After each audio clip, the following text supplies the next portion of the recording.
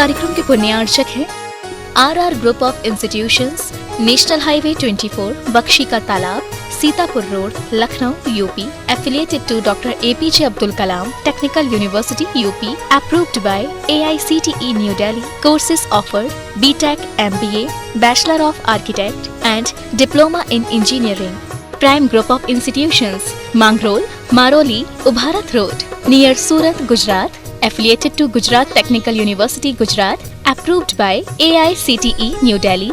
Courses offered: BTech and Diploma in Engineering. माता पिता श्रीमान रूपचंद जी, कमला जैन, दिनेश जैन, रेखा जैन, दिवेश जैन, दिशा जैन, गंगवाल परिवार, प्रवासी मुंबई, निवासी ब्यावर, भ्राता परिवार राजेश जैन, अर्चना जैन, रूपल जैन, बेटी दमाद नेहल जैन, श्रेय जैन, निवासी आबू धाबी, भ्राता परिवार नरेश जैन, प्रियंका जैन, नैविद्या जैन, नवधा जैन, निवासी भीलवाड़ा, श्री घीसा लाल जैन झांझरी, एडवोकेट श्रीमती कला देवी जैन झांझरी, श्री राजेश जैन झांझरी, अपर जिला न्यायाधीश श्रीमती नीलम जैन झांझरी, अनुष्का जैन झांझरी, ऐश्वर्या जैन झांझरी, श्रीमती रेणु जैन, श्री संदीप जैन, ईशान जैन, रिया जैन, भीलवाड़ा, राजस्थान।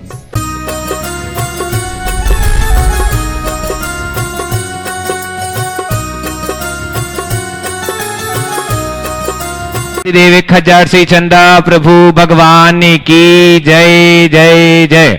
बोलिए परम पूज्य संत श्रोमणी आचार्य भगवंत गुरुवर से 108 विद्यासागर जी महाराज की जय जय जय। बोलिए परम पूज्य गुणायतन प्रणेता, शंका समाधान प्रवर्तक, भावना योग प्रवर्तक, प्रखर वक्ता मुनिवर से 108 प्रमाण सागर जी महाराज की जय जय जय। बोलिए परम पूज्य मुनिवर श्री 108 अरह सागर जी महाराज की जय जय जय।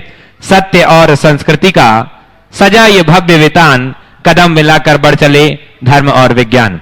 बंधुओं, शाश्वत तीर्थराज सम्मेद शिखर की इस पावन तलहटी पर स्थित विश्व का एक ऐसा अनूठा कीर्तिमान, जिसके माध्यम से निश्चित ही आने वाले समय में युग युगांतर तक जिन शासन की पताका लहराएगी, पूज्य मुनिवर प्रमाण सागर जी महाराज की एक ऐसी अद्भुत परिकल्पना जो जन जन के लिए एक वरदान सिद्ध हो रही है। निश्चित ही आने वाली युवा पीढ़ी के लिए न जाने कितनी युवा पीढ़ी, न जाने कितनी पीढ़ियों के भविष्य का निर्माता के रूप में गुणायतन होगा। बंधु, निवेदन है, आज तक आप नहीं जुड़े हैं यदि गुणायतन से, तो आज ही जुड़ जाइए जिनवाणी चैनल, पारस चैनल, प्रमाणिक ऐप के माध्यम से। जो नीचे नंबर चल रहे हैं, नंबरों में आप संपर्क कीजिए और अपने जीवन का सर्वोत्कृष्ट लगा करके साथ ही सह पुण्य कार्जन कीजिए। बंधुओं, साथ ही पूज्य गुरुदेव के मुखारविंद से प्रतिदिन इसी परिसर में सांधारा संपन्न होती है। यदि आप चाहते हैं कि आपके वैवाहिक वर्षगांठ, जन्म दिवस या किसी भी विशेष अवसर पर सांधारा संपन्न हो, तो आप निम्न नंबरों, नीचे लिखे नंबरों पर आप हमें अवगत करा सकते हैं। आइए बंधुओं, जिन लोगों ने आज गुणायतन से जुड़कर के अपने आप को धन्य किया है, उनके मैं नामों की घोषणा कर रहा हूं। सर्वप्रथम निर्माण निधि सदस्य के रूप में जो जुड़े हैं, पुणे से श्रीमती मीनल मनीष जैन, सायपुरा भटौनी से सिंगई बसंत कुमार जैन, श्रीमती अनुभा जैन, कोटा से श्री विकास जैन, श्रीमती प्रधी जैन, विभोर जैन, कुचामन सिटी से श्री महावीर जैन, श्रीमती संतोष जैन, वासिम से सौभाग्यवती मंदाकिनी बाबा साहब का एक बार जोरदार जोरदार करताल ध्वनि से सभी निर्माण निधि सदस्यों का अभिनंदन कीजिए। साथ ही निर्माण मित्र के रूप में जो जुड़े हैं और प्रत्यक्ष रूप से हमारे बीच उपस्थित हैं, इंदौर से श्री सचिन जैन, डॉक्टर सुशील कुमार जैन, श्रीमती शांता सुशील जैन, साहब परिवार जोरदार जोरदार करताल ध्वनि से अभिनंदन कीजिए। आइए, सब परिवार हमारे बीच उपस्थित हैं और उनके सम्मान के लिए उनके सम्मान के लिए विपिन जैन जी जो ट्रस्टी गुणायतन है अशोकनगर से, वो ऐसे श्रावक श्रेष्ठी का सम्मान करेंगे। साथ ही निर्माण सारथी के रूप में जो ऑनलाइन जुड़े हैं, ऐसे श्रावक श्रेष्ठी श्री कैलाश चंद, विमल प्रभा जैन, रतन चंद, स्वर्गीय हेमलता, स्वर्गीय पदम चंद्र, रेखा, कमल चंद, सीमा, अशोक, मीनू एवं समस्त परिवार जो किशनगढ़ से, एक बार जोरदार जोरदार करताल ध्वनि से सभी का अभिनंदन कीजिए। साथ ही सूत्रधार के रूप में जिन्होंने जुड़कर के अपने आप को धन्य किया है, ऐसे श्रावक श्रेष्ठी के नाम की उद्घोषणा कर रहा हूं।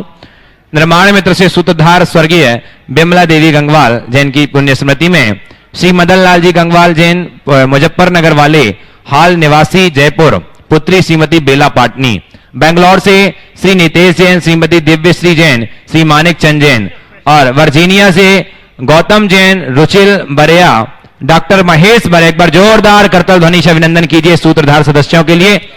और आइए बंधुओं, इस प्रकार से आप भी जुड़ें गुणायतन से और अपने जीवन का सर्वोत्कृष्ट लगाएं। और हमारे बीच में मनोज जी आदिनाथ जो मानव सेवा के लिए समर्पित हैं, ऐसे व्यक्तित्व का हम सम्मान करना चाहते हैं। और हमारे बीच में शैलेंद्र जी मुख्य प्रशासक गुणायतन के, वो सम्मान करेंगे।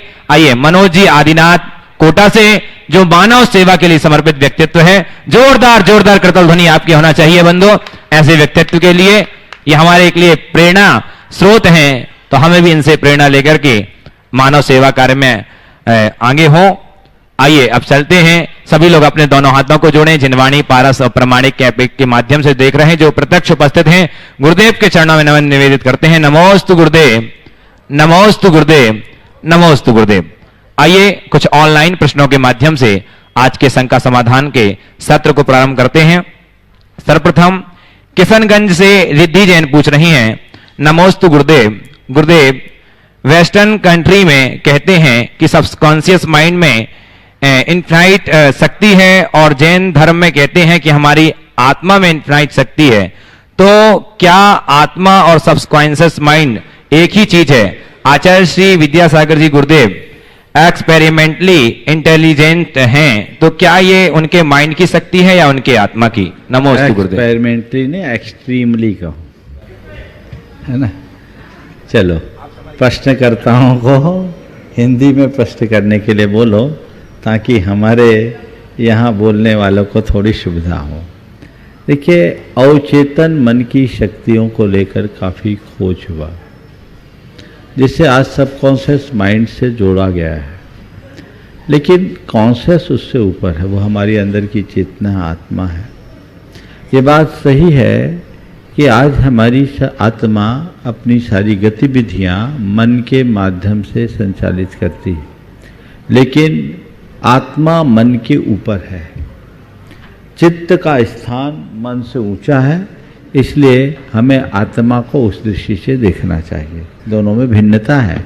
और जहाँ तक गुरुदेव की इंटेलिजेंसी का सवाल है, निश्चित उनके अंदर असाधारण ज्ञान है, प्रतिभा है, लेकिन पूर्ण आत्मक ज्ञान की दृष्टि से देखा जाए तो अभी वो बहुत छोटा है, क्योंकि केवल ज्ञान के आगे सब ज्ञान फीके हैं। द्वितीय प्रश्न अमीनगर सराय बागपत से आंचल जैन जी पूछ रही हैं, गुरुदेव के चरणों में कोटि कोटि नमोस्तु। गुरुदेव, जिंदगी जिन्हें खुशी नहीं देती उन्हें तजुर्बा बहुत देती है।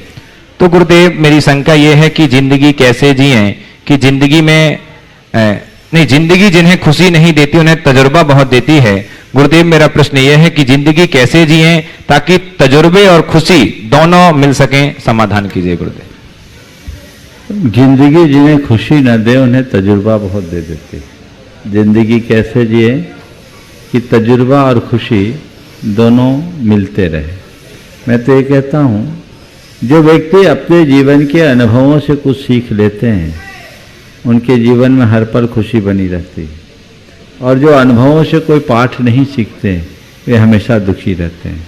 तो जीवन में जो भी अनुभव है, उससे हम सीख लेने की कला विकसित करें। तजुर्बा तभी होता है जब हम हर घटना को निकटता से देखकर उसका रस निचोड़ें। जीवन हर कोई जीता है, लेकिन जीवन का अनुभव कोई कोई ही ले पाता है। तो अनुभव लेना एक अपनी कला है, और जिस व्यक्ति के हृदय में ऐसी कला विकसित हो जाती है, वो निहाल होता है। जीवन जीना यानी फूल की तरह सूंघना और फेंक देना।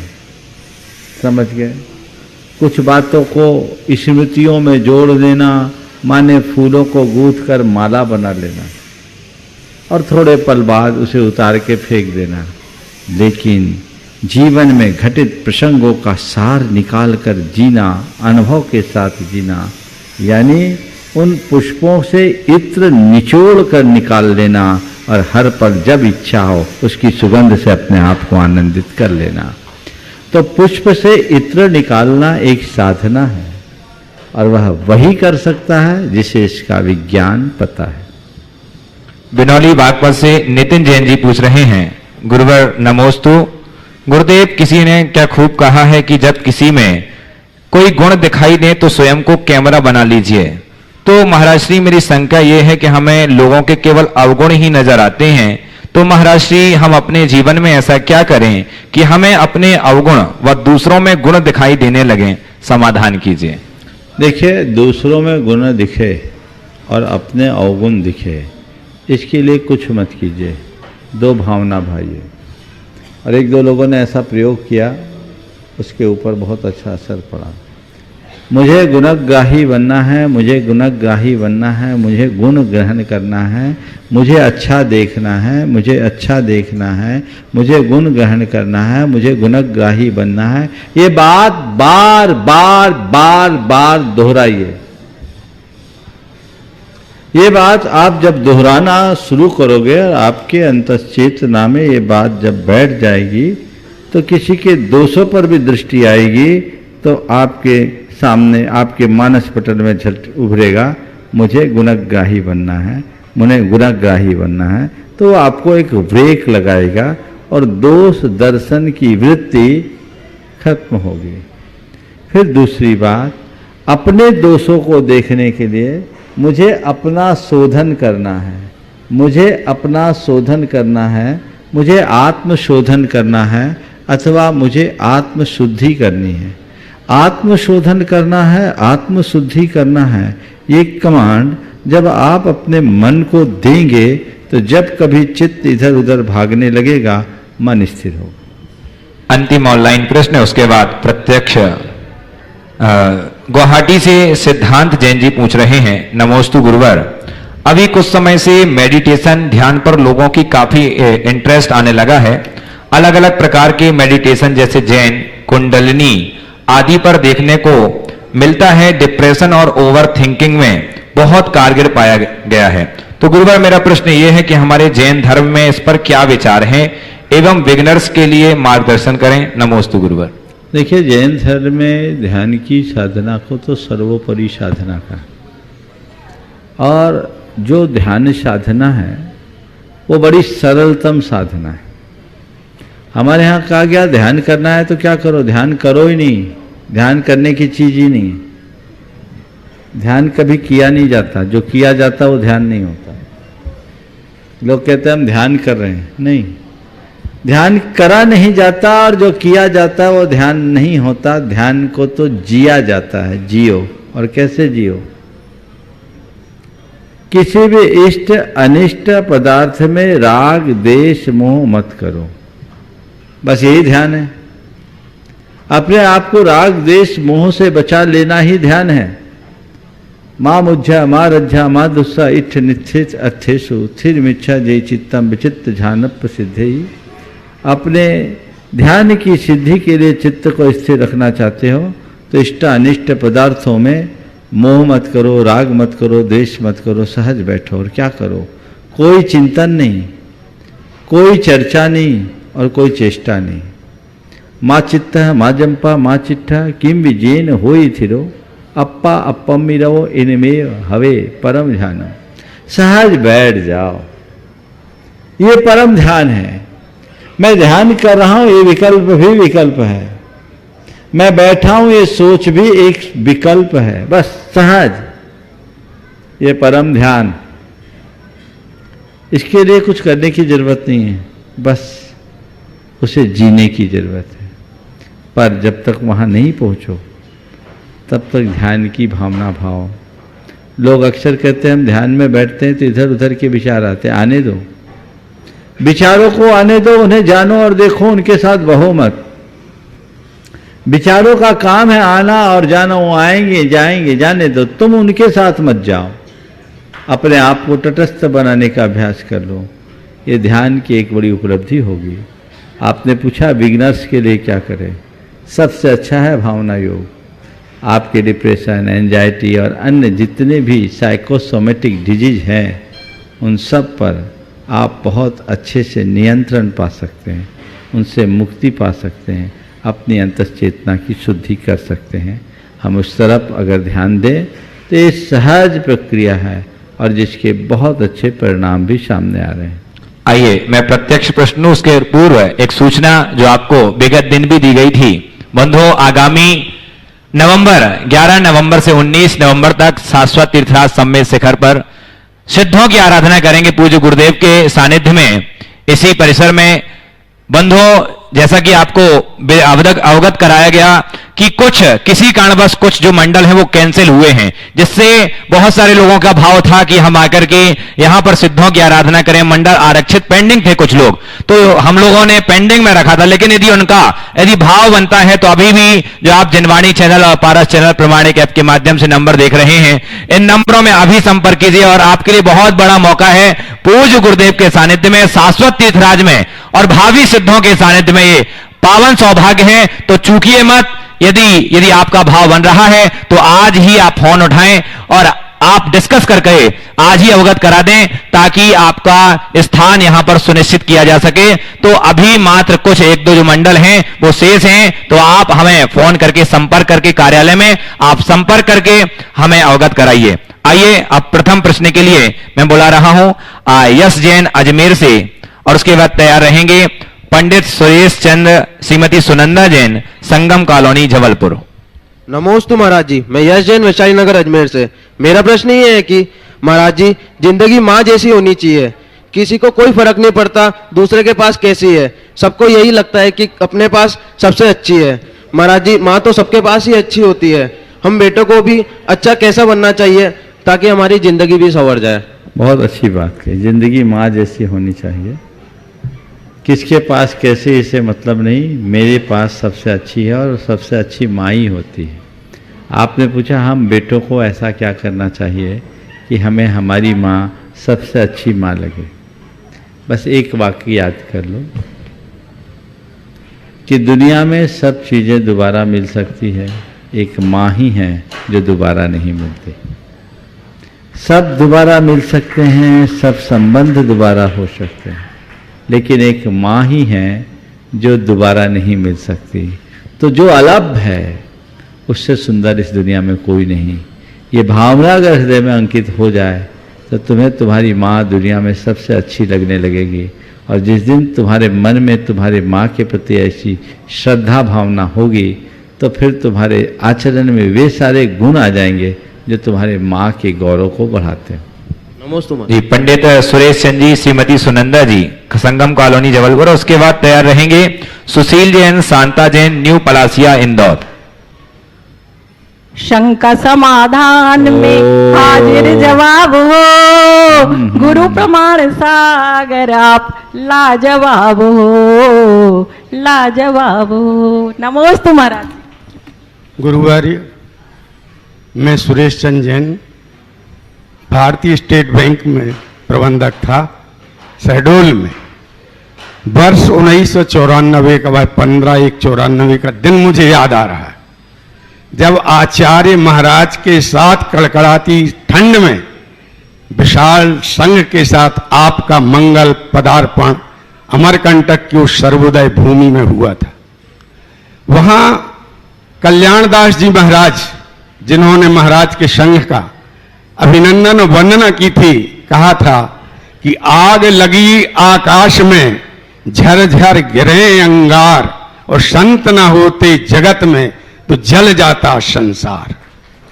हे गुरुवर, मेरा प्रश्न यह है कि आज जब विश्व बारूद की इस भूमिका पर खड़ा हुआ है, श्रमणत्व विश्व शांति और अहिंसा का संदेश दे रहा है, तो इसमें चतुर्विध संघ की और खासकर श्रावकों की क्या भूमिका है हे महाराज, ताकि विश्व में शांति बनी रहे, संपूर्ण मानवता में शांति बनी रहे और अहिंसा का संदेश जाकर वह विश्व में बैठा हुआ बारूद का गोला शांत। मैं एक ही लाइन में आपकी बात का उत्तर देना चाहूँगा कि श्रावकों की भूमिका क्या होनी चाहिए। तो बस इतना, श्रावकों को जैनत्व की चर्चा करने के साथ साथ जैनत्व को उतारने की चेष्टा करनी चाहिए। जब तक श्रावक खुद अपने अंतरंग में जैनत्व को प्रतिष्ठापित नहीं करते, तब तक जैनत्व की प्रभावना कर पाना असंभव सा है। तो हम चाहते हैं जैनत्व की प्रभावना, और हम इसे जैन धर्म को जनधर्म बनाना चाहते हैं, तो उसके लिए हमारी अपनी जवाबदेही हमें पूरी करनी चाहिए। नमस्ते महाराज। सुशील जैन, शांता जैन, न्यू पलासिया इंदौर से। उसके बाद तैयार रहेंगे नोएडा से श्री शैल जैन जी। परम मनीषी चिंतक ज्ञान जागृति की किरण देने वाले ऐसे गुरुवर को सत्सत वंदन, सत्सत वंदन। गुणायतन के पास आने पर लगता है हवा बदल गई, वातावरण एकदम परिवर्तित हो गया हो और मन प्रफुल्लित हो गया हो। मेरी शंका है गुरुवर, जी लेना और जीवन को प्राप्त कर लेने में क्या अंतर है? जी लेना और जीवन को प्राप्त कर लेने में क्या अंतर है? जीवन को पाए बिना कोई जीता है क्या? शायद आपके प्रश्न में एक आध शब्द की कमी तो नहीं रह गई। जी लेना और जीवन का सार पा लेना, शायद ऐसा तो नहीं कहना चाह रहे हैं। जैसे अपन जी रहे हैं, सिर्फ मरण आएगा इसी हाँ, तरह समझ से। गए। और अपन आपके वाक्य को मैं संशोधित किए देता हूँ। जीवन जी लेना और जीवन का सार पाना, इन दोनों में बड़ा अंतर है। जीना तो कोई भी जी लेता है, पशु पक्षियों में भी जीवन है, जैसे हम में जीवन है वैसे उनमें जीवन है। जन्म लेना, जीना, खा पी के ज़िंदगी गुजार देना, इसमें कोई बहुत बड़ी उपलब्धि नहीं है, ऐसा तो कोई भी कर लेता है। लेकिन मनुष्य जीवन को पाकर जीवन का सार पाना बहुत दुर्लभ है। जीवन जीना और जीवन का सार पाना, इसमें अगर अंतर आप पाना चाहते हो तो मैं एक उदाहरण से आपको बताऊंगा कि किसी व्यक्ति के पास मिट्टी मिली, वो मिट्टी का लौंधा रहा और एक ने मंगल कलश बनाया, क्या दोनों समान हैं? बोलो। नहीं। किसी को पारस मणि मिली, उसने मणि को रखा और दूसरे ने उस मणि से ढेर सारे लोहे को सोना बनाया, क्या दोनों समान हैं? जीवन जीना यानी पारस मणि पाना और जीवन का सार पाना यानी उस मणि से सोने का ढेर लगा लेना। हम क्या कर रहे हैं? जब तक हम जीवन के सार तत्व को प्राप्त नहीं करते, हमारा जीना बेकार है। श्रीमती शैल जैन नोएडा से। और उसके बाद तैयार रहेंगे राहुल जैन, बॉबी, अवनीश जी, आशय जी, विदिशा, गुणायतन ट्रस्टी से। नमोस्तु महाराज जी, देश विदेश में बैठे हमारे परिवार के बच्चों की तरफ से आपको त्रिबार नमोस्तु नमोस्तु नमोस्तु। महाराज जी, आज मेरे दो प्रश्न हैं छोटे छोटे, एक मेरी तरफ से, एक मेरे पति ने पूछवाया है। महाराज जी, अकड़ और घमंड दोनों ही जीवन में दोनों एक दूसरे के बहुत बड़े शत्रु हैं। अगर ना ये ऐसी चीज है जो ना तो कोई इनका होना चाहता है, ना ये किसी के बना पाते हैं। लेकिन महाराज जी, अगर हम थोड़ी बहुत भी अकड़ नहीं रखेंगे या मोम का दिल लेके चलेंगे तो ये दुनिया हमें जला नहीं देगी, पग पग पे हमें जलाएगी। तो महाराज जी, इसका समाधान बताइए। बहुत अच्छी बात है। पहले आपके सवाल का उत्तर दे दूं। अकड़ या घमंड हमारे जीवन के बड़े शत्रु। अगर अकड़ है तो कोई पूछता नहीं, लेकिन अकड़ नहीं रहे तो हमें कोई मोम की तरह जला नहीं देंगे। मैं आपसे कहता हूँ, आप पत्थर की तरह अकड़ भी मत रखिए और मोम जैसा पिघलने वाला भी मत बनिए। बेंत जैसी लचक अपने जीवन में रखिए, जीवन धन्य हो जाएगा। जुड़ने के क्षण में आप मुड़ भी जाओगे, उसके बाद भी अपना वजूद बनाए रखोगे। मोम पिघल कर अपना वजूद खो देता है और बेंत मुड़कर अपनी उपयोगिता साबित करता है। ये हम लोगों की पिच्छी है ना, इस पिच्छी में बेंत है। ये बेंत क्या होती है? सीधी होती है, पर जब इसको मोड़ दिया जाता है तो इसकी उपयोगिता है। जो मनुष्य अवसर, आवश्यकता, प्रसंग और परिस्थिति के अनुरूप अपने जीवन में मोड़ लाते हैं, वो व्यवहार कुशल कहलाते हैं। उनके जीवन में विनम्रता का आदर्श दिखता है और जो पत्थर की तरह अकड़े रहते हैं वे पत्थर दिल बन जाते हैं। तो मैं आपकी बात से सहमत हूं और आपकी बात में एक वाक्य जोड़ता हुआ कहता हूं, न तो पत्थर दिल बने न मोम दिल बने, अपने हृदय को, अपने दिल को बेंत और लता के समान बनाए, चाहे जैसा बहुत मिल जाए, सुंदर महाराज चाहे जी, जैसा बहुत मिल जाए। सुंदर। महाराज जी, दूसरा प्रश्न, मेरे पति हमेशा ये पूछते हैं कि महीने में तो बहुत तिथियां हैं, एक कम दो कम पंचमी, लेकिन हमारे जैन धर्म में अष्टमी और चौदस को ही क्यों पर्व माना गया है और इसमें क्यों हरि को छोड़ा जाता है? वो उन्हें ये पता है कि पानी से संबंधित बहुत इनसे इस विषय में अभी 5-7 दिन पहले ही मैंने काफ़ी विस्तार से उत्तर दिया है। उनसे यूट्यूब में बोल देना, देख लेंगे। अष्टमी और चतुर्दशी को हमारी पर्व तिथि के रूप में माना गया है। ये हमारे अष्टकर्म के नाश का और 14 गुण स्थानों से पार होने का प्रतीक तो है ही, पर इसका अपना एक वैज्ञानिक महत्व है जो आज से लगभग 5-7 दिन पहले ही मैंने कहा है। आप वहां से सुन ले। नमोस्तु महाराज जी। नमस्ते श्री राहुल जी, अवनीश जी, आशय जी विदिशा गुणायतन ट्रस्टी। उसके बाद तैयार रहेंगे राजकुमार जी काला गुणायतन। नमोस्तु गुरुवर, नमोस्तु। बोलो जल्दी। विनाश काले विपरीत बुद्धि, ये कहावत है। तो हम अच्छे काम करते करते गलत काम करने लगते हैं, तो क्या ये हमारे कर्मों की वजह से होता है, किस वजह से होता है? ये बात बिल्कुल सही है। विनाश काले विपरीत बुद्धि, प्रायः जब व्यक्ति का वक्त खराब होने को होता, उसकी बुद्धि खराब हो जाती है, ऐसा कहा जाता है। आपने पूछा फिर इसमें हमारा क्या दोष? ये तो कर्मों के कारण है। अब मेरा विनाश काल आ गया तो मेरी बुद्धि ऐसी होगी। मैं इस बात में अपनी सहमति नहीं देता। ये बात सही है कि विनाश काल में विपरीत बुद्धि होती है, पर मैं इसे पलट के कहता हूँ, जब बुद्धि विपरीत होती है, बुद्धि भ्रष्ट होती है, तभी विनाश काल होता है। तो हम कोशिश करें कि हमारी बुद्धि हमेशा निर्मल बनी रहे ताकि विनाश काल आए ही नहीं। यदि होश में मनुष्य संभले रहे तो विपत्ति में भी संभल सकता है, और जो होश में मदहोश होता है वो विपत्ति में विफल हो जाता है।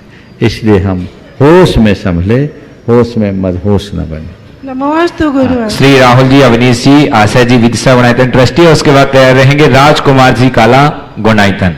भगवान, मेरा प्रश्न है, अगर सभी लोग अपनी आमदनी और अपने कार्य से संतुष्ट हो जाएं, उद्योगपति संतुष्ट हो जाएं, स्टार्टअप में समर्थ हैं और नए कार्य को आगे ना बढ़ाएं, तो नए लोगों को नौकरी और रोजगार भी मिलने में दिक्कत होगी।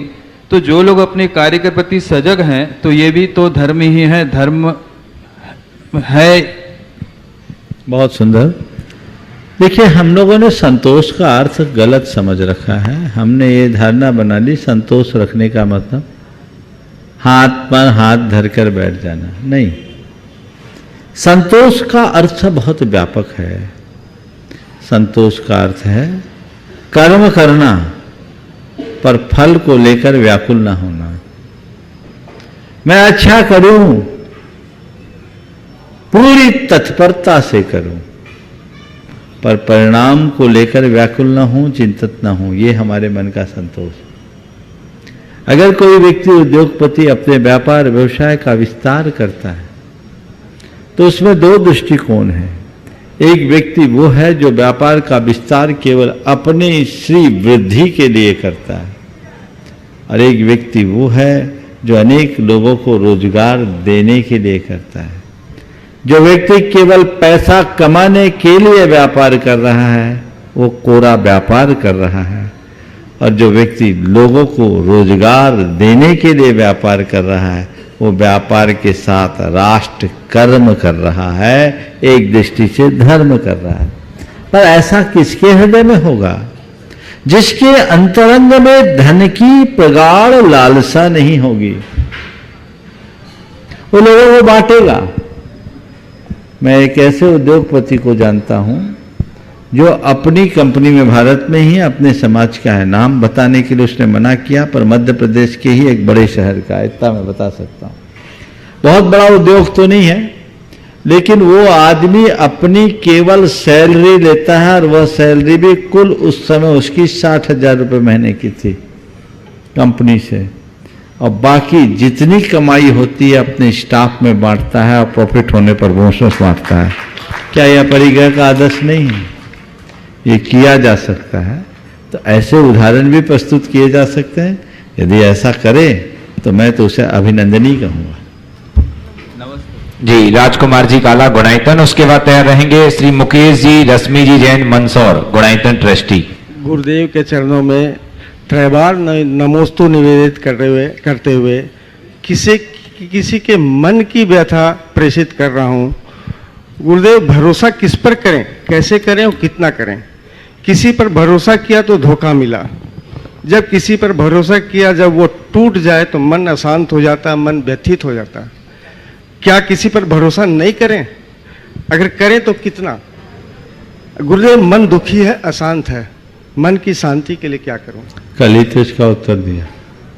भरोसा करो, अंधा भरोसा मत करो, और हर किसी पर भरोसा मत करो, जल्दबाजी में किसी का भरोसा मत करो। दरअसल ये भरोसा किसका टूटता है? जिसके मन में या तो लालच होता है या जो अंधविश्वासी होते हैं। मनुष्य अपने क्षुद्र लालच और अंधविश्वास के कारण छोटे हितों की पूर्ति के लिए बहुत जल्दी चाहे जिस पर विश्वास कर लेता है, और जब वो विश्वास करता है तो धीरे धीरे धीरे धीरे सामने वाला विश्वास जमा भी लेता है, और कभी कभी उसे विश्वासघात का शिकार होना पड़ता है। तो हमारे यहाँ कहा गया है कि जल्दबाजी में किसी पर भरोसा मत करो, आंख खोल कर रखो, समझो व्यक्ति के व्यवहार को, उसकी प्रवृत्ति को नजदीकी से जानो, तब भरोसा करो। और यदि इसके बावजूद जिस पर तुमने विश्वास भरोसा किया वो यदि तुम्हारे भरोसे को खंडित करके तुम्हें कोई नुकसान पहुंचा दे तो उसको लेकर व्याकुल मत हो। ये सोचो ये मेरे कर्म का उदय है, अब जो होना था सो हो गया। एक सज्जन थे, उन्होंने अपने एक मित्र को मोटा रुपया दे दिया बगैर लिखा पढ़ी के, दोस्ती में दिया, और रुपया इसलिए दिया कि उसने कहा था कि हम इसके रिटर्न में अच्छा रिटर्न देंगे, अच्छा इंटरेस्ट देंगे। रुपया तो दे दिया, लेकिन वो जो मित्र था वो पहले से कर्जदार था, उसकी स्थिति अच्छी नहीं थी, जिससे वो परिचित नहीं था। वो तो उसके व्यवहार और बातों में आकर उसको दे दिया। देने के बाद जब उसकी असलियत प्रकट हुई कि ये तो भी बहुत देनदार है और देने की स्थिति में नहीं है, तो बहुत दुखी हुआ कि मैंने अपनी सारी जमा पूंजी अगले को दे दी और अब कुछ नहीं, अब मैं तो सड़क पर आ गया। मन बहुत व्यथित था। उसकी धर्मपत्नी मेरे पास लेकर आई और कहा, महाराज जी इनको समझाइए। मैं बहुत समझा रही हूँ, मैं कह रही हूँ कि पैसा गया सो गया, आप चैन क्यों खो रहे हो? मैंने मना की थी, पर ये कहते थे कि नहीं नहीं ठीक है, सब पैसा आ जाएगा, अच्छा रिटर्न आ रहा है, अच्छा रिटर्न आ रहा है, दे दो। मेरे मना करने के बावजूद महाराज जी इन्होंने दिया, और आज एकदम रात रात सोते नहीं है, मुझे बहुत दिक्कत होती है। उनका पैसा गया, मुझे उसकी कोई चिंता नहीं, पर इनका चैन खो रहा है, इसको लेकर मुझे बहुत तकलीफ है। महाराज जी इनको कुछ आप समझाइए कि क्या हो। मैंने उसे मोटिवेट किया और मैंने कहा, यही सोच ले भैया, तूने कभी उसका पैसा किसी रूप में खाया होगा या और किसी का खाया होगा, आज तेरा पैसा चला गया, अकाउंट सेटल हो गया। जो खो गया उसको भूल जाओ, जो बच गया उसे संभालो। जो खो गया है उसे भूल जाओ, जो बच गया उसे संभालो। जब तुम्हें पता है कि ना आ रहा है ना आने की कोई संभावना है तो उसे भूलो, और जो है उसे बचाने का यत्न करो, तो रास्ता प्रशस्त होगा। श्री मुकेश जी रश्मि जी जैन मंदसौर गुणायतन ट्रस्टी, और उसके बाद हमारे बीच आज उपस्थित हैं परमादरणीय बाल ब्रह्मचारी तरुण भैया जी। नमोस्तु नमोस्तु नमोस्तु गुरुवर। महाराज श्री मनुष्य को पंचेंद्रीय जीव कहा जाता है, तो ये छठी इंद्री क्या है? छठी इंद्रिय हमारा मन है, क्योंकि पांचेंद्रिय इसलिए कहते हैं, इंद्रियां पांच ही है जो देखने में आती, जो दिखती नहीं है उसे गौण माना जाता है, लेकिन करामात उसी का ज्यादा है। नमोस्तु। आदरणीय बाल ब्रह्मचारी श्री तरुण भैया जी इंदौर। नमोस्तु भगवान। भगवान जी, हर हाल में बैलेंस ऑफ माइंड बनाने के लिए क्या कर सकते हैं? बहुत अच्छा सवाल किया है। हर हाल में बैलेंस ऑफ माइंड बनाने के लिए क्या करना चाहिए?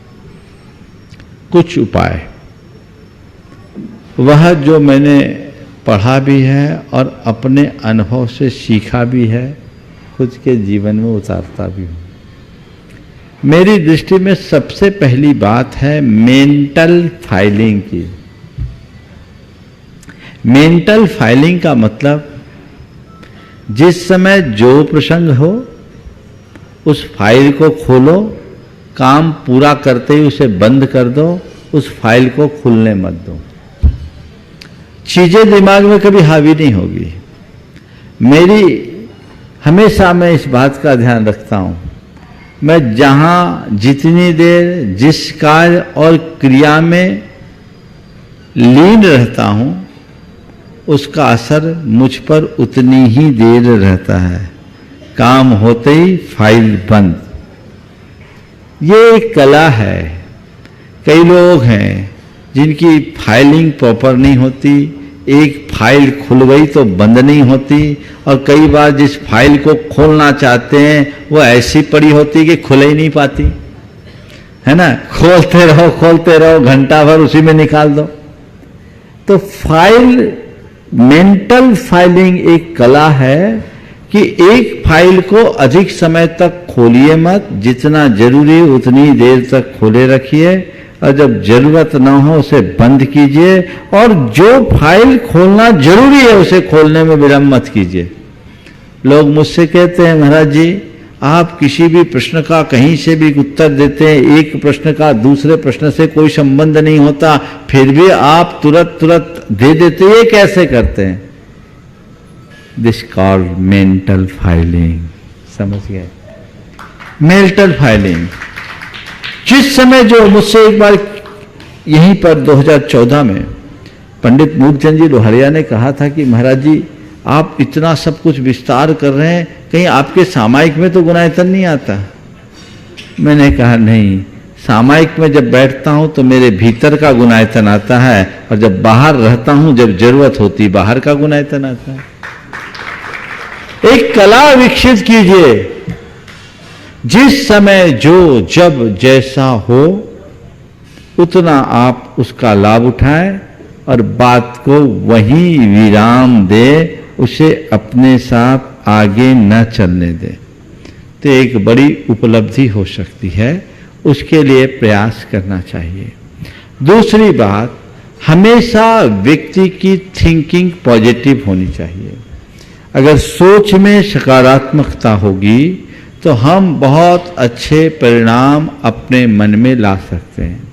तीसरी बात, चीजों को इग्नोर करने की कला अंदर आनी चाहिए।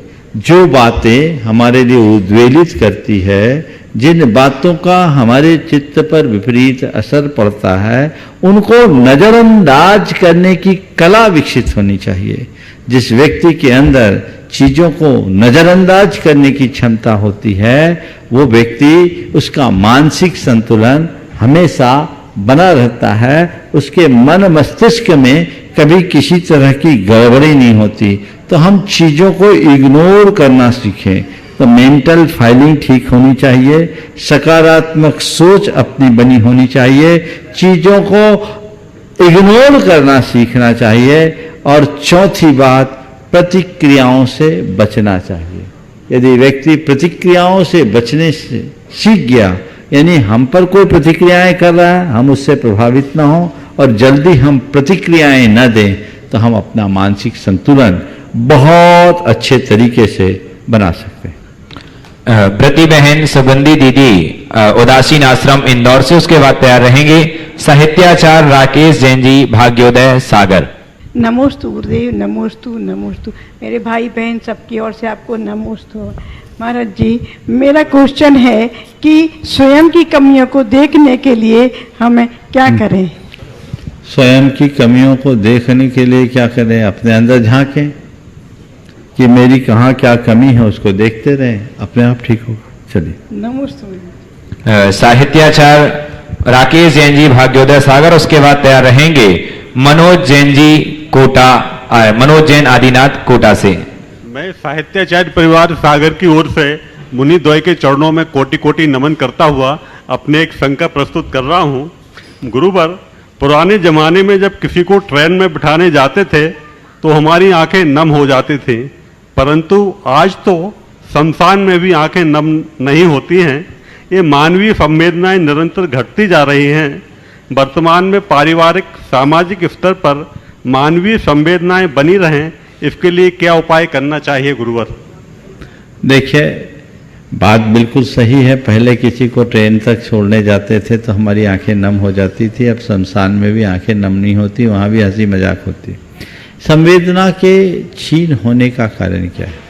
इसकी सबसे बड़ी वजह है परस्परता, प्रेम, बंधुत्व और वात्सल्य के जो उदात्त मूल्य थे, जो सहज जीवन के बल पर विकसित होते थे, वो खत्म हो गया। आज सब लोग सिमटते जा रहे हैं, मकान बड़े हो रहे हैं, दिल छोटे हो रहे हैं। पहले एक कमरे में 10 लोग रह लेते थे, आज एक मकान में 4 लोग नहीं रह पाते। कितना बड़ा अंतर है। ये पूरी की पूरी तरह से हमारे ऊपर पश्चिमी सभ्यता का प्रभाव पड़ गया। आप तो मेरे ख्याल से निश्चित उस उम्र के दौर से गुजरे होंगे जब अपने छोटेपन को याद करो, घर में एक कमरे में सब सदस्य सोते होंगे और वो कोने वाली जगह पकड़ करके बड़े आनंद से जीते होंगे। गर्मी के दिनों में छत पर बिस्तर लगा करके सब आराम से सोते होंगे। क्या था? पहले घर था, अब उसका स्थान बंगला, और बंगले के बाद उसका स्थान फ्लैट ने ले लिया, जिसने हमें पूरी तरह फ्लैट कर दिया, हमारी संवेदनाओं को फ्लैट कर दिया। ये सोच जब तक नहीं बदलेगी, हम इनकी चर्चा ही करते रहेंगे, कुछ नहीं होगा। पर सब कुछ वैश्विक स्तर पर बदल रहा है। लोगों की जीवन शैली ही नहीं बदली, सोच बदली। सोच बदलती है तभी जीवन शैली बदलती है। और अब तो ऐसा लगता है कि हम कभी एक कल्पना भी नहीं कर सकते कि कभी कुछ ऐसा होगा। आज अपने बच्चों से आप कहोगे कि हम लोग बचपन में एक कमरे में 10 लोग सोते थे, तो बच्चे कहेंगे पापा ऐसा होता था क्या? अब बच्चे कहीं न कहे तो आपके पोते तो जरूर कहेंगे, क्योंकि बहुत बड़ा परिवर्तन है और इस परिवर्तन का दूरगामी परिणाम परिलक्षित हो रहा है। आज व्यक्ति सब कुछ होने के बाद भी अकेला है, निरुपाय है। दशा बहुत खराब है। अभी मनोज भाई आदिनाथ ने कोरोना काल के 2, 3, 4 ऐसे दर्दनाक घटनाएं सुनाई, सुनकर के रूह कांप जाए। लगता है कि आज अगर संयुक्त परिवार होता, सहजीवन की वृत्ति होती, तो लोगों के साथ ऐसा नहीं होता। कोरोना में व्यक्ति मर गया और उसका अंतिम संस्कार करने वाला कोई नहीं, उसकी मिट्टी उठाने वाला कोई नहीं। ये दशा है। इसलिए हालांकि मुझे पता है हम लोग कितना भी कहें होने वाला नहीं है, क्योंकि हम बहुत आगे निकल चुके हैं। सहजीवन की वृत्ति अब लगभग समाप्त सी हो गई। एक पूरी की पूरी हमारे जो मूल्य हैं वो बदलने लगे हैं। परिणाम भुगतना ही पड़ेगा। जो है सो है, इसका कोई उपाय नहीं है। तो बस मैं एक ही संभावना देखता हूं, जो अच्छी संभावना है, कि आज धर्मात्माओं के बीच में ये बात जुड़ी हुई है। साधर्मियों के प्रति इस बात में आज देखा जाता है कि एक दूसरे के प्रति प्रेम और सद्भाव देखने को मिलता है। संघों में रहते हैं, साधु संतों के बीच जो लोग रह रहे हैं, वो अपने जीवन को बहुत अच्छे तरीके से जी रहे हैं। भले घर बार उनका कोई नहीं है, परिवार का कोई नहीं है, पर पूरा संघ और पूरा समुदाय उनका समूह हो जाता है, परिवार हो जाता है, जो उनके लिए बहुत चिंता भी करता है और उनकी सारी व्यवस्था करता है। यही एक रास्ता या आशा की सूक्ष्म सी किरण दिखती है। बाकी तो समय ही बताएगा कि क्या होने वाला है। जी, मनोज जैन जी आदिनाथ कोटा से, जो मानव सेवा के लिए समर्पित ऐसा व्यक्तित्व है। उसके बाद तैयार रहेंगे श्री विपिन जी जैन, अशोकनगर से, गुणायतन ट्रस्टी।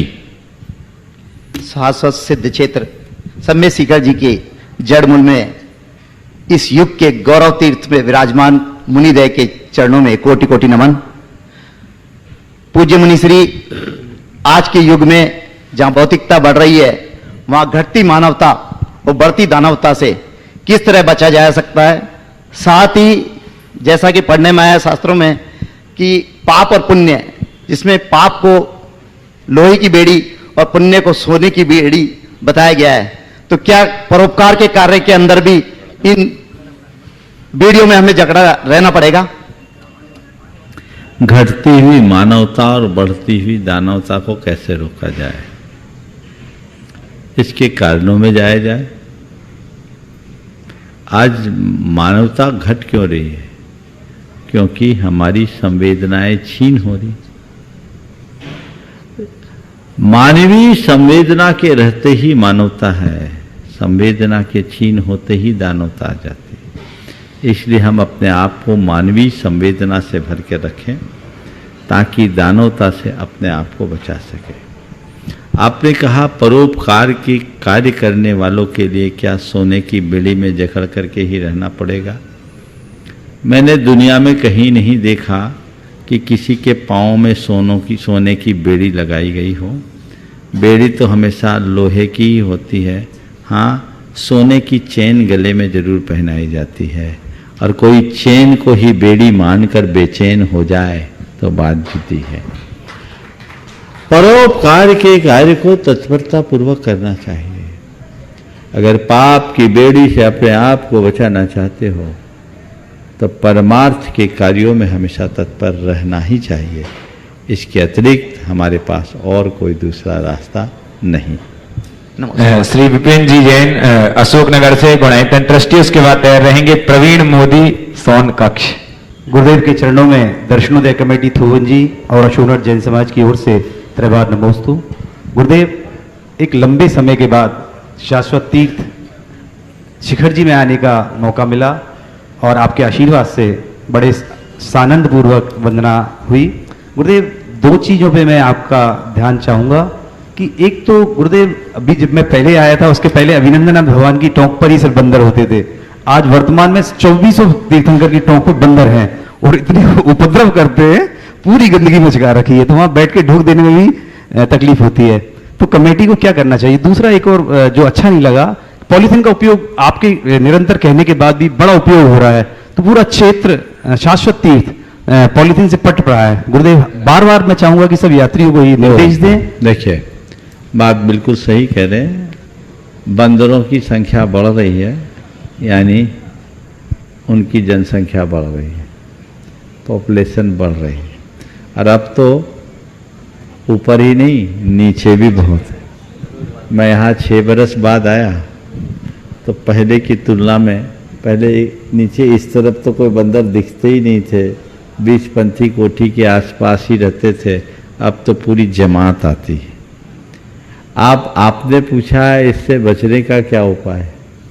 अरे मैं तो ये कहूँगा, पर्वत पर अगर बंदर आदि वन्य प्राणी नहीं रहेंगे तो पर्वत का फील भी नहीं होगा। उनको रहना ही चाहिए। बस लोगों को एक काम करना चाहिए, द्रव्य सामग्री को भगवान के चरणों में नहीं चढ़ाना चाहिए। अलग से जो स्थान बना है वहाँ चढ़ाए, हर टोक पे बना हुआ है।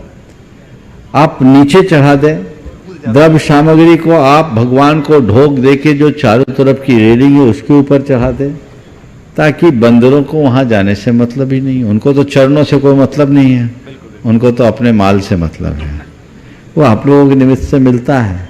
तो आप जितने लोग हैं, द्रव्य सामग्री चरण पर मत चढ़ाएं, चरणों को पवित्र रहने दें, क्योंकि आपके द्रव्य सामग्री चढ़ाने पर वो बंदर उन्हीं चरणों में बैठकर न केवल द्रव्य सामग्री खाते हैं अपितु अपवित्रताएं भी करते हैं, और वो ऐसी अपवित्रता होती है जो आपके लिए बहुत ग्लानि का कारण भी बनती है।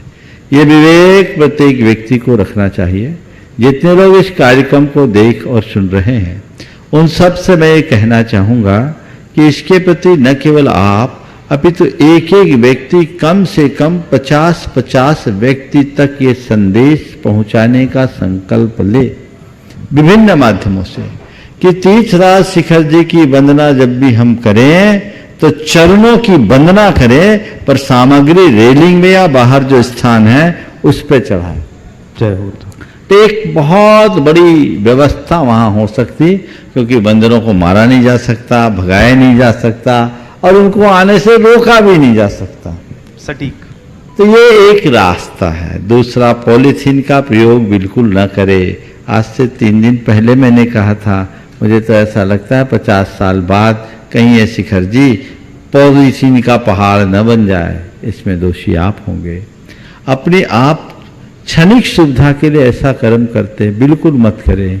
आप जो कुछ भी अपने साथ लेकर जाएं, ऐसी चीज लेकर जाएं जिसका सब कुछ इको फ्रेंडली हो, जिसको आप वहाँ फेंक भी दें तो पर्यावरण पर विपरीत असर न छोड़े। इस तरह से जो पॉलीथीन दिनों दिन बढ़ रहा है, मुझे तो लगता है आने वाले दिनों में यहाँ की हरियाली ही खत्म हो जाएगी। आप कल्पना करो क्या होगा, पूरी रौनक खत्म होगी। इसलिए हमें उसके विकल्प का ध्यान रखना चाहिए, पवित्रता को बचा के रखना चाहिए। और अगर आप कुछ लेके जाते हैं तो कचरा अपना साथ लेकर आए, वहां न छोड़े, क्योंकि ये पवित्र स्थल है। उसकी पूज्यता का और पवित्रता का ध्यान रखना प्रत्येक भक्त का कर्तव्य है। आप उस पूज्यता को ध्यान में रखें। कहाँ कहाँ क्या क्या नहीं है, कितना कचरा भरा है। कई जगह तो बाजू से गुजरने में बदबू आने लगी। जिस पर्वत के कण कण को हम पूज्य मानते हैं, पवित्र मानते हैं, उनके साथ ऐसा व्यवहार ये कतई उचित नहीं है। इसके प्रति हमें बहुत गंभीरता से ध्यान देने की जरूरत है। प्रवीण जी मोदी, और ये सूचना, ये संदेश आप लोगों को चाहिए कि जन जन तक पहुंचाएं, ताकि कुछ परिवर्तन हो। श्री प्रवीण जी मोदी सोनकक्ष, उसके बाद तैयार रहेंगे श्रीश जैन पुणे से, जो प्रमाणिक समूह के समन्वयक हैं। गुरुद्वय के चरणों में त्रिवार नमस्तु नमस्तु नमस्तु गुरुदेव।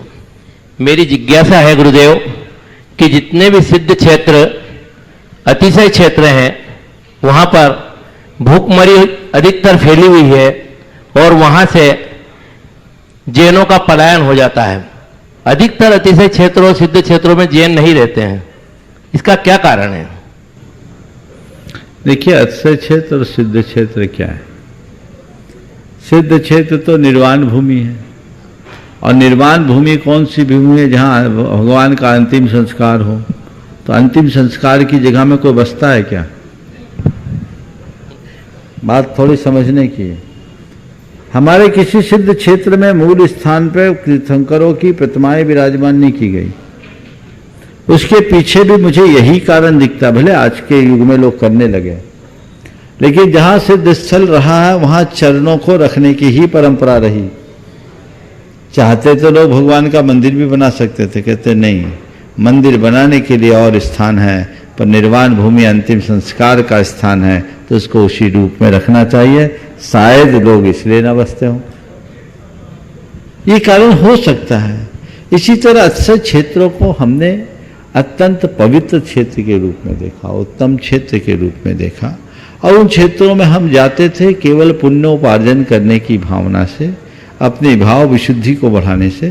तो लोगों में एक भय रहा कि धर्म क्षेत्र में हम रहेंगे तो वहाँ हमें सब प्रकार के पापाचार करना पड़ेगा। जिस धरा पर लोग अपना पाप छड़ाने आते हैं, वहाँ जाकर हम पाप बांधें तो ये मेरे लिए वज्रलेप होगा। और ये उक्ति बहुत पुराने समय से चलती रही। अन्य क्षेत्रे कृतं पापम धर्म क्षेत्रे विनश्यति, धर्म क्षेत्रे कृतं पापम वज्रलेपो भविष्यति। तो उस वजह से, इस भय से लोग नहीं रहे। लेकिन आज के इस बदले हुए परिस्थितियों में मैं आप सबसे सलाह दूंगा कि हमें धर्म क्षेत्रों के निकट अपना वास्तव्य रखना चाहिए, क्योंकि तीर्थों के इर्द गिर्द अगर आप नहीं रहेंगे तो तीर्थों की सुरक्षा भी नहीं हो सकेगी। हाँ, एकदम हमारे मूल तीर्थ के निकट, एकदम नहीं कि तुम पहाड़ पर अपना घर बना लो, एक दूरी बनाकर, ताकि वहां आप भविष्य में आतताई, आक्रमणकारी, असामाजिक तत्वों, अराजक तत्वों से, अपने विघ्न संतोषियों से अपने तीर्थ की रक्षा कर सके। ये बहुत जरूरत है। तो ऐसे इस दृष्टि से अब मैं सलाह दूंगा कि लोगों को अन्य स्थानों में रहने की जगह तीर्थ स्थानों में रहना चाहिए। धार्मिकता का वातावरण बना रहे और जितना बन सके संयम सादगी के साथ जी। श्री जैन जी पुणे से, प्रमाणिक समूह समन्वयक। उसके बाद तैयार रहेंगे श्री राजकुमार जी, अंशिता जी, वंश जैन, ललितपुर। नमोस्तु महाराज श्री। मेरा प्रश्न सिद्ध चक्र विधान के बारे में है। इसका नाम सिद्ध चक्र कितना प्रासंगिक है, जबकि इसमें पांचों परमेष्ठी की पूजा होती है, तो पांचों परमेष्ठी के लिए अर्घ है और साथ में उसकी जाप भी 80 आउसा को लेकर के है।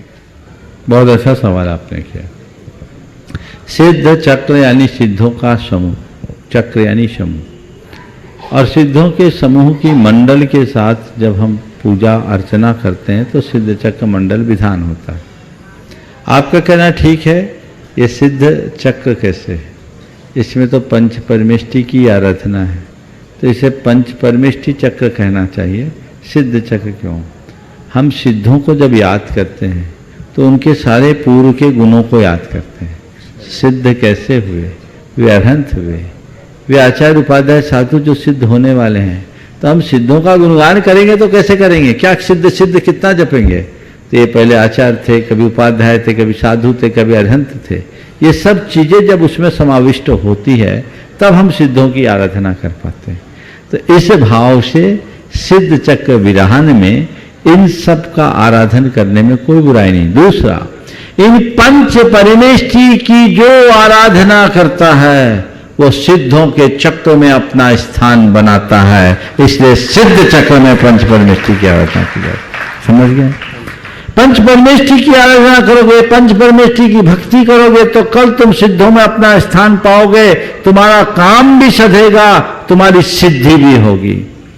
और ओम ह्रीम अशिया उषा नमः, ये जाप, ये विशिष्ट जाप है जो सर्व सिद्धिदायक जाप है और ये सिद्धत्व का बीज है। इसलिए अशिया उषा नमः इस मंत्र को सिद्ध चक्र के मूल मंत्र में अंतर्गर्भित किया गया। तो सिद्ध चक्र का अर्थ केवल ये नहीं ले कि हम सिद्धों की आराधना कर रहे हैं, हम सिद्धि के लिए आराधना कर रहे हैं। और जब हम सिद्धि के लिए आराधना करेंगे तो हमारे आराध्य है कौन? पंच परमेष्टि ही हमारे मूल आराध्य हैं। और जिसने पंच परमेष्टि की आराधना कर ली उसने सब की आराधना कर ली, जिसने सब की आराधना कर ली वो सिद्ध हो गया, ऐसा समझना। समझ गए? तो ये सिद्ध चक्र महामंडल विधान की बात आप सबको बताई गई। अभी जैसा आपको बताया गया अष्टानिका आने वाली, अब ज्यादा दिन है नहीं। सिद्ध चक्र की आराधना का ये योग आप सबको मिल रहा है। बहुत सारे लोगों को रोकना पड़ा, लेकिन अब फिर जिनका पाप आ रहा है वो वंचित हो रहे हैं और जिनका पुण्य आ रहा है वो जुड़ते जा रहे हैं। जो सूचना आपको दी गई, ऐसे अवसर बहुत दुर्लभता से मिलते हैं। जिन्हें उसका लाभ उठाना है जरूर उठाएं और एक बार हर व्यक्ति को अपने जीवन काल में सिद्ध चक्र विधान करने का मन जरूर बनाना चाहिए। राजकुमार अंशिता वंश जी जैन ललितपुर से, उसके बाद तैयार रहेंगी श्रीमती वर्षा जैन। द्वय मुनिराजों के चरणों में कोटिचा नमोस्तु नमोस्तु नमोस्तु। हे मुनिवर, मेरी शंका यह है, महाराष्ट्र में LLB की पढ़ाई कर रही हूँ और आगे सिविल जज की तैयारी करनी है, पर महाराष्ट्र आज के समय में हम देखते हैं कि ऐसा समय आ गया है कि रिश्वत और सच को झूठ, झूठ को सच बनाना, ये सब करके ही महाराष्ट्र वकील और जज आदि मतलब लगभग ऐसा समय आ चुका है। तो महाराष्ट्र ऐसे में हम कैसे अपने मतलब धर्म और कर्तव्य सबको लेके आगे बढ़ के और एक अच्छे अपने समाज को एक अच्छा कुछ बलिदान सा दे पाए, अच्छा समर्पित इन सब चीजों को देखकर ये तय करके इस रास्ते में जाओ कि मुझे इस बुराई से अपने आप को बचाना है। इस प्रकार आज के सत्य को परम पूज्य गुरुदेव के चरणों में नमन अर्पित करते हुए यहीं पर विराम। बोलिए परम पूज्य आचार्य गुरुवर्षी विद्यासागर जी महाराज।